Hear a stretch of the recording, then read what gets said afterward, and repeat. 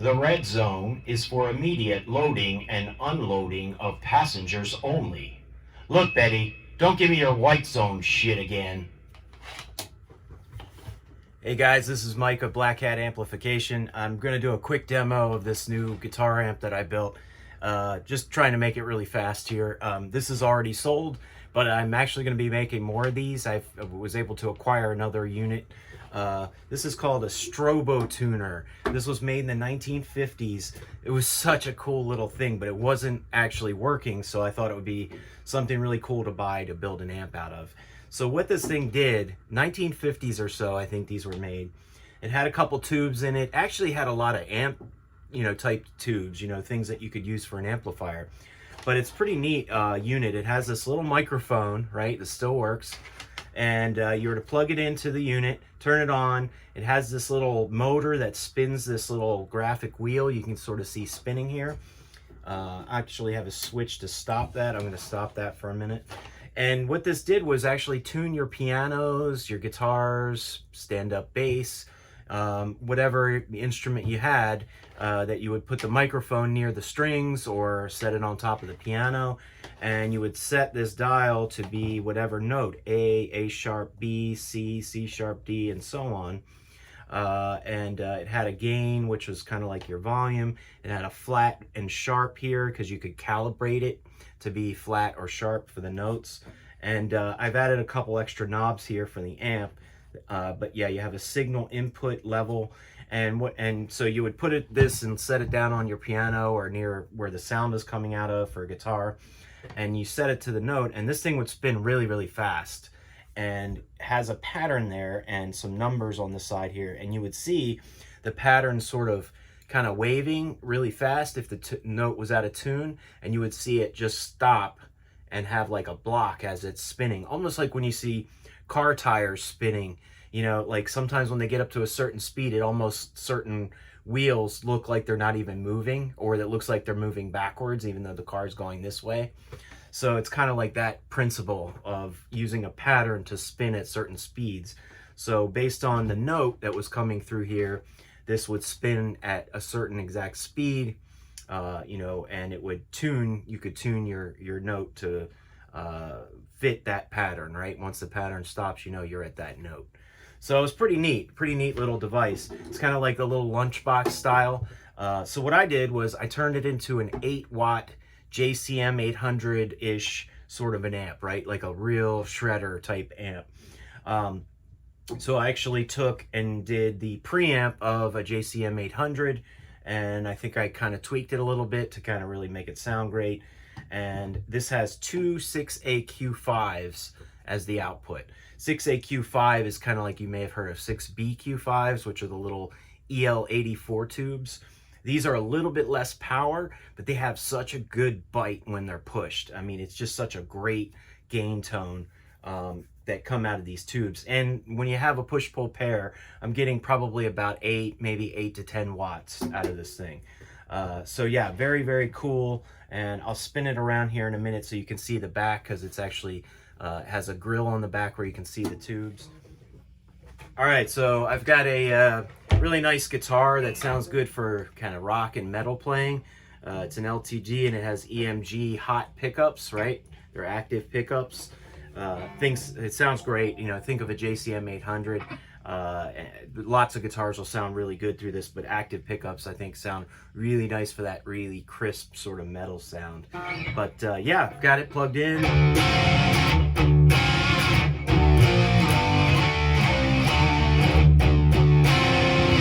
Let's run through the controls. So you got master volume up here where the flat and sharp were, right? So master volume's nice to have because you can jam at bedroom volumes. So I'm gonna put it up.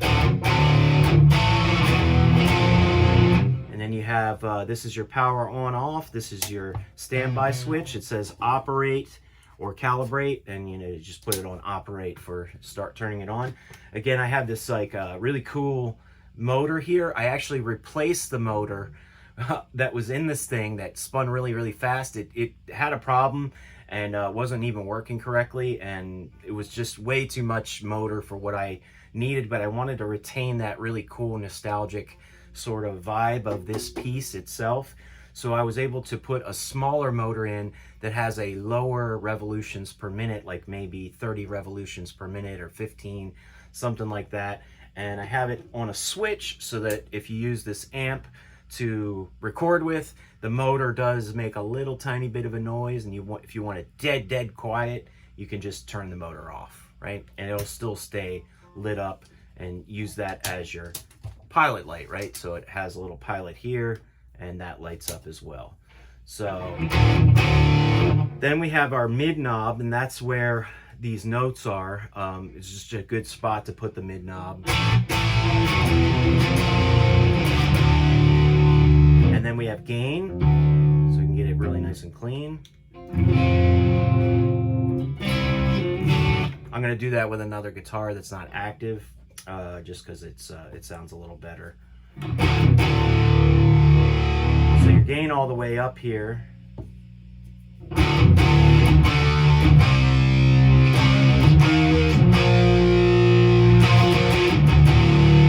You have your bass and your treble, and this last one over here is a presence control, and you can kind of set those the way you like them.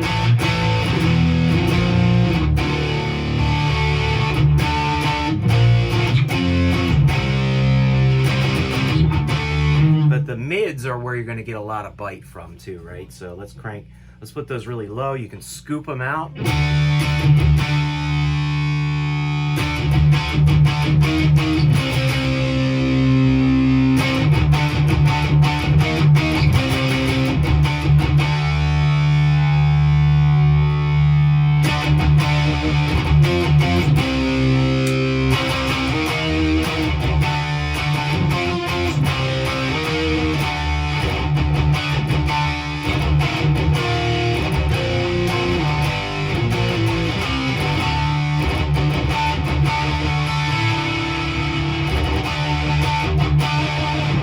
Like a lot of rock and metal amps, a lot of people like to put a tube screamer in front of the amp, or some kind of a boost pedal in front of the amp to really give it that metal sound. And I've got two different ones over here that I'm going to try. One is a Ibanez tube screamer, very typical tube screamer that a lot of people used back in the day. It's very thin sort of a sound to me. Some people like that, and you could boost the bass a little bit on the amp to compensate. But I also have like a Klon type of a boost, and I usually set that to like just barely, where the gain is just barely up. And I get a lot of really nice extra crunch and thickness out of it that way. So let's see what it sounds like with the boost pedals on. So I'm gonna cut the gain back on the amp just a bit, right? It's all the way up here. Can't play today.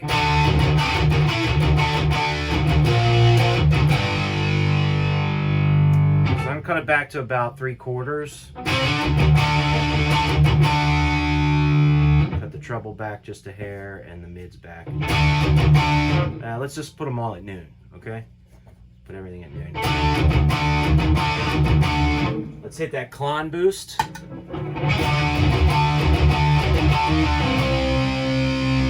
Adjust our EQ a little bit.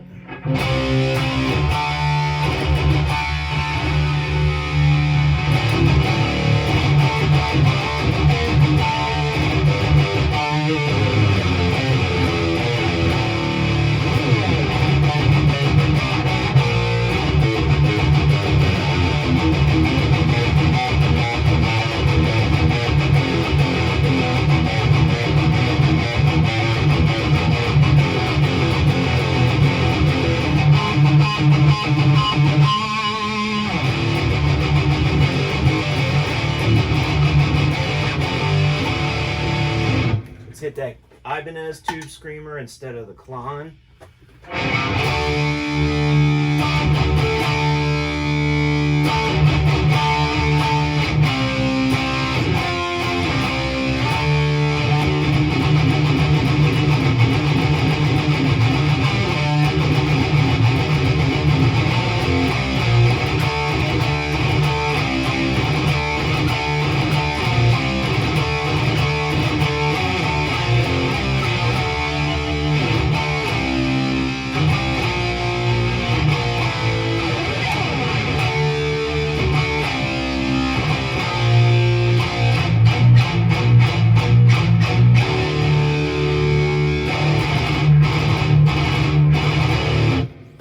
very cool with the tube screamers, adds that extra bite for metal. It's a very quiet amp. Here it is almost all the way up. Barely hear a little bit of hiss. Sounds really, really nice. Let's get another guitar. Before I do that though, because I wanted to show you some of the like cleans and breakup of this thing a little bit. Let's put this on standby a minute and turn this thing around for you. I wanted to show the back of this thing because it's pretty slick. So this is all original unit, the original chassis I was able to reuse. And you can see all the tubes are lined up back here. You got the two 6AQ5s. I'm actually using 6005 tubes, which is a military grade version of the 6AQ5. And it's really nice because they're very rugged. They can handle a little bit more power on the plates. And I mean, they sound almost identical, I think. But I like having the more ruggedized tubes in there. I know they're going to probably last longer. And this was a really well-matched pair of power tubes. In here we have a 6AV6 for the phase inverter. That's kind of like 1/2 of a 12AX7. It worked out really nice in the circuit this way. And I have two 12AX7s here for the 4 gain stages in the amp, okay? So that's the tube lineup, and of course all of your transformers and everything are in the back. The power IEC, that's a 2-amp fuse. I've got a main speaker and an external speaker, so you can hook up a full stack. It's also got very, very cool speaker options, a 4 ohm, an 8 ohm, and a 16 ohm tap. So you can switch that to whatever cabinet you're plugged into. Or if you're using like two 16 ohm cabinets, switch it to 8 ohm. Two 8 ohm cabinets, you'd switch it to 4 if you're running 2 at the same time. And you can have a really nice sort of setup. And 8 watts is a lot. I mean, trust me, it is loud when I have it cranked. I actually have it running through an attenuator right now because otherwise it would just be so freaking loud, and it'll be really hard to do the video with it that loud. So I have it attenuated the volume just slightly for this. But yeah, I've got the external speaker, the impedance switch and everything, and you can see the tubes. I've got a little sort of greenish LED in there that's similar to the one that lights up the little motor that spins, but that's inside just to give it some luminescence. So at nighttime, if you're playing, the light will kind of come out of the back grill here. If you have it against a wall, it kind of looks pretty cool. So yeah, just a neat little unit that just sounds awesome. Let's grab another guitar real quick. All right, I got a Fender Strat with passive pickups.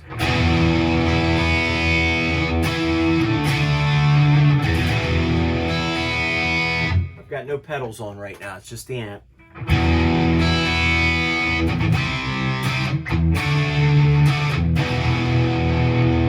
Let's hit that master volume a little, give it a little more bass.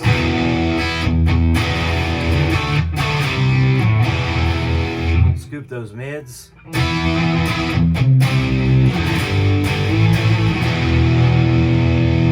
Crank the gain up a little bit.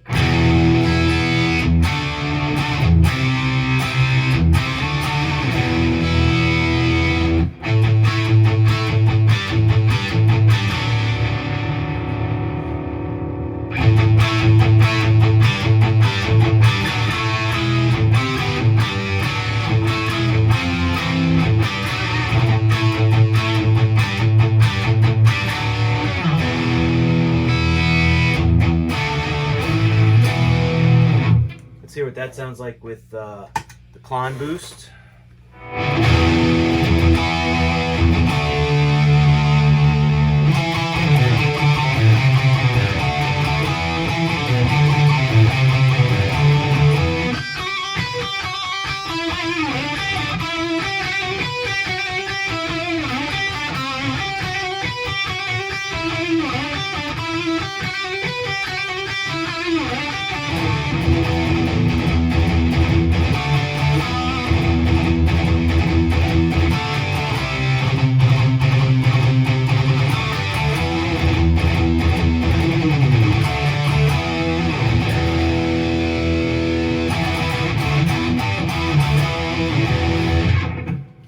Sound, man, it's so good, so good. It'd be a great studio amp because of its size and you know, you could plug it straight into whatever cabinet and it's not going to be super loud.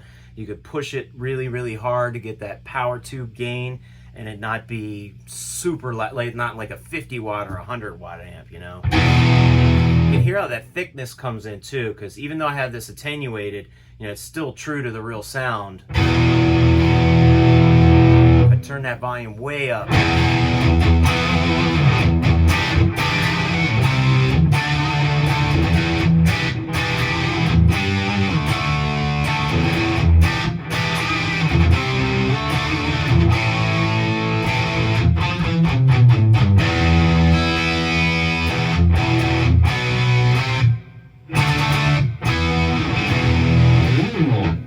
so really nice sound. Let's cut the gain back a little bit. The cleans are really nice too, but again, this is a shredder amp, so there's not a lot of clean headroom in this amp. It's very, you know, gainy and pushed even at low volumes. So let me just unattenuate this a little bit, which means I'm gonna have to turn the master volume down.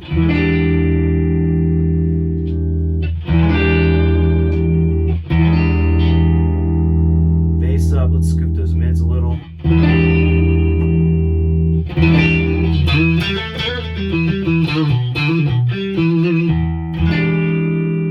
So the gain, you know, knob is very low. As I start to bring it up, it starts to break up quite a bit, right?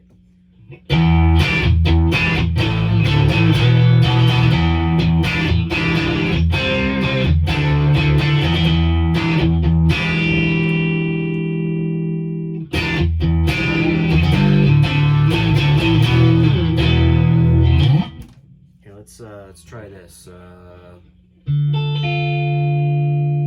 can play this, let's put a little reverb on.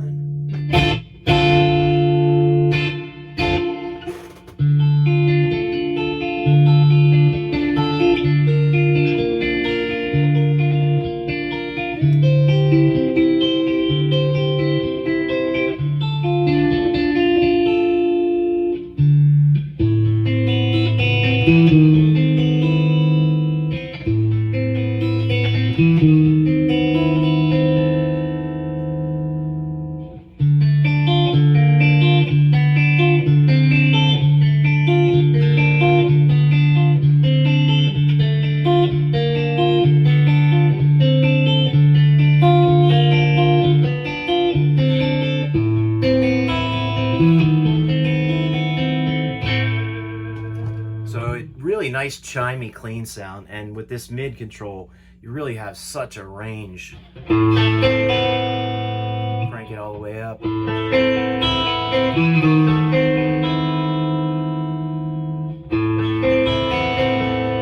the way to really scooped. But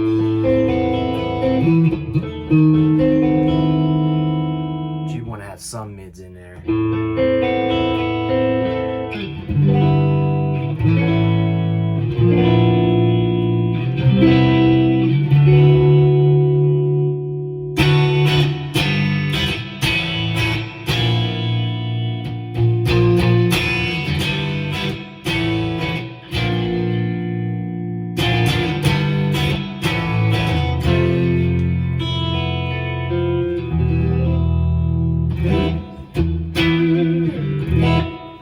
Awesome little amp. If you're interested in something like this, let me know. You can write me a message on YouTube or look me up on Facebook, Black Cat Amplification. Like I said, I have another one of these units. I'm probably going to build something similar in it. I'm just trying to cram as much amp as I can into a small spot and have it not be noisy, have it be a really nice piece, something unique. So yeah, I don't know what I'm going to do yet with the second one I have. Maybe something similar. Maybe something else. Give me some ideas. If you're watching this video and you think of something, not every amp is going to fit in this thing, right? But I was able to make this one work. A little mini JCM 800. You can carry around with you, 8 watts, great for studio, great for jamming at home. Probably not going to be loud enough with a band, although 8 watts, I mean, if your drummer's not super loud and your bass player's not super loud, you could probably get away with it if you had a nice big 412 speaker cabinet, because that'll definitely push a lot of air and sound really big. Even with like an open back cab, that actually may be large enough because it'll really open up that sound and make it sound a lot louder. When this thing's not attenuated and you have it cranked, man, it's definitely loud. So very cool little amp. STROBO-Tuner from the 1950s. I love this thing. It's really, really cool, but I think it's even better as an amp now. Thanks for watching.